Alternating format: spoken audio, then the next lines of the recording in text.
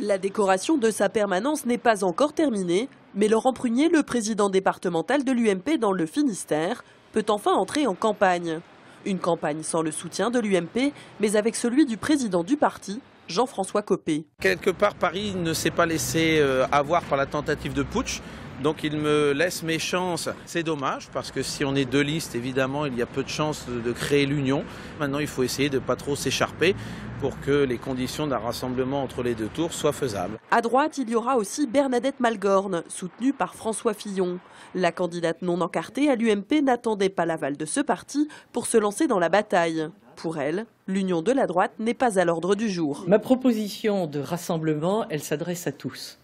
Elle s'adresse à tous ceux qui veulent forger un avenir différent pour Brest, une alternative pour Brest.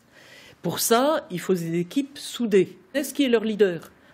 Et ça, je suis très ouverte, vous le savez.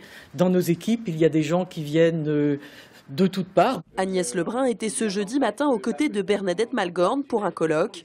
Pas de soutien officiel de la députée, mais début juin, la secrétaire départementale avait fait part de dysfonctionnements au sein du parti. Elle remettait en cause l'investiture du candidat légitime de l'UMP, Laurent Prunier. Les candidats vont continuer à faire ce qu'ils ont commencé à faire fort bien depuis un bon moment, c'est-à-dire se présenter face à leurs concitoyens pour présenter leurs projets respectifs. On oublie souvent dans cette histoire que ce qui est important dans une candidature, c'est le projet et la personnalité qui incarne le projet. C'est ça qui compte. Un duel qui pourrait profiter aux opposants, le maire sortant PS François Cuyandre et le Front National qui ne s'était pas présenté à Brest depuis 18 ans.